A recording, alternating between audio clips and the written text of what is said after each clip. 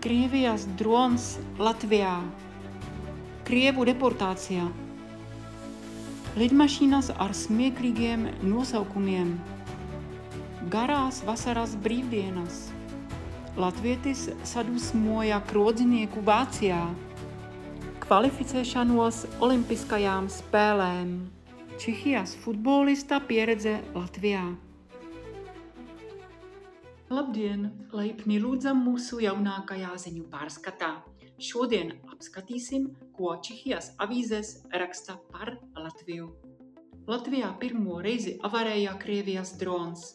Visi mediji Čehijā ziņo, ka Latvijā netālu no Rezeknes pirmo reizi ir avarējis Krievijas drons.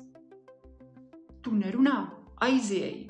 Latvija bez kompromisa tiek vaļā no Krieviem, kuri nepakļāvās likumam. Krievijas pilsoņi, kuri pastāvīgi dzīvo Latvijā, bet nav nokārtojuši A2 latviešu valodas eksāmenu un izvēlējušies Krievijas pasi, ir sākuši saņemt vēstules ar rīkojumu pamest valsti. Parasti viņi nerunā latviski un neinteresējas par latviešu kultūru. Informācijas avotus viņi iegūst no Krievijas plašsaziņas līdzekļiem un bieži ir prokrieviski noskaņoti. Un te tas ir. No Viļņas uz Prāgu lidos lidmašīnas ar čehu izvēlētiem nosaukumiem. Air Baltic jaunizziņotajā maršrutā no Lietuvas galvaspilsētas Viļņas uz Prāgu, kas varētu sākt darboties nākamā gadā, varētu lidot ar lidmašīnām Kunda un Pusi. Šo ziņu paziņoja Latvijas aviokompānijas preses centrs. Igaunijas pilsēta Kunda tika atzīta par pirmo vietu Air Baltic aptaujā, kurā Čehi nobalsoja par šo pilsētu. Vārds Kunda čehu valodā nozīmē rupšs apzīmējums sieviešu dzimumorgāniem. Saīsiniet brīvdienas, mēs netiekam galā, pieprasa itāļu māmiņu petīcija. Itāļu mātes ir izveidojušas petīciju, lai saīsinātu bērnu vasaras brīvdienas. Rakstā teikts, ka Itālijā, Maltā un Latvijā ir garākās vasaras brīvdienas pasaulē. Šonedēļ kāds jauns latvietis restorānā Bavārijas Mammingā pasūtīja kopumā 16 alu, taču viņš krodzinieku nav iepriecinājis.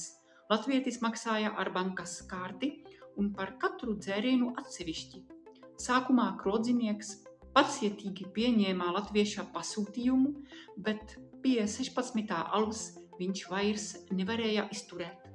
Viņš sastrīdējās ar viesi un izsauca policiju.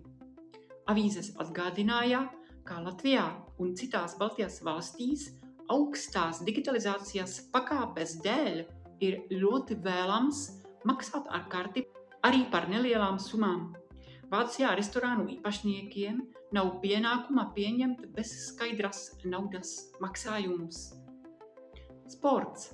Latvija svin kvalificēšanos olimpiskajām spēlēm. 2026. gada olimpiskajās spēlēs Itālijā spēlēs hokeju arī Latvija. Tas tiek minēts tāpēc, ka Čehijas hokeja klubā HC Vítkovice spēlē 4 Latvijas hokejisti. Čehijas futbolista pieredze Latvijā. Teplices komandas jauna atbalsta stāsta par pievienošanos sporta komandai Latvijā. Viena no Teplicē futbola jaunajām sejām ir jaunais Jaroslavs Haruštaks. Viņš jau ir guvis pieredzi Latvijas klubā BFC Daugavpils. Latvijā viņš ne tikai piedzīvoja grūtus futbola brīžus, bet arī paspēja ielūkoties latviešu dvēselēs, kuri baidās no kara. Es gribēju piepildīt savu sapni, parādīties. Aizbraucu uz Latviju, uz pārbaudījumiem. Pirmais treniņš bija -20 grādos. Es ieguvu daudz jaunas pieredzes, draugus. Jaroslavs Haruštaks par Latviju interesējās arī citos veidos. Tā ir skaista valsts, daba, ezeri. Rīga ir klasiskā Eiropas galvaspilsēta, un Daugavpils, kur es spēlēju, ir vēsturiska pilsēta, tāpat kā Čehijas Olomouca. Cilvēki pret mani izturējās lieliski. Vienīgi karš skar arī latviešus. Cilvēku dzīve Daugavpilī ir sarežģītāka. Dzīves līmenis tur nav visaugstākais, bet cilvēki ir jauki, mīļi, viņi tev par visu parūpēsies. Es biju valsts austrumos, pilsētā viņi daudz runā krieviski. Daudzi vietējie to neuztver labi. Viņi cenšas kaut kā izņemt krievu valodu no sabiedrības, lai runātu tikai latviski. Latvijas fani vairāk aizraujas ar basketbolu, un kad es tur biju, viņi ļoti daudz fanoja hokeju. Fanu kultūra nav tāda kā pie mums. Viņiem nav tādu skandējumu kā mums, viņi drīzāk skatās, novērtē spēli un aplaudē.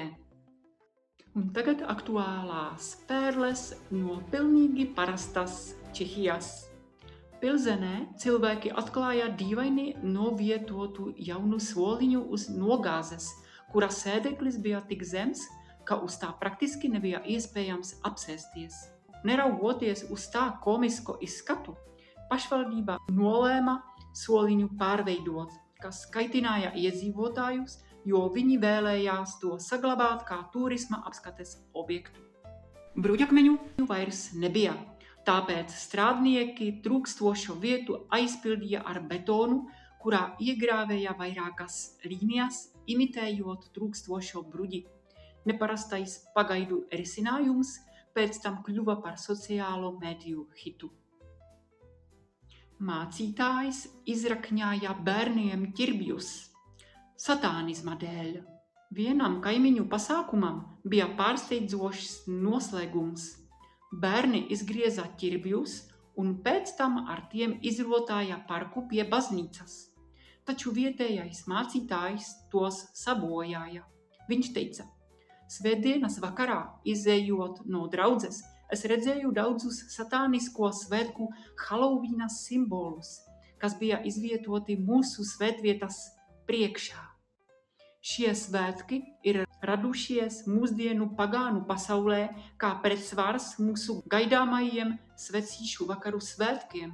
Es rīkojos saskaņā ar savu ticību un pienākumu būt tēvam un man uzticēto bērnu aizbildnim un noņēmu šos simbolus, viņš piebilda. Vai jūs gribat uzzināt vairāk par to, kas Čehijā tiek runāts par Latviju? Neaizmirstiet abonēt šo kanālu.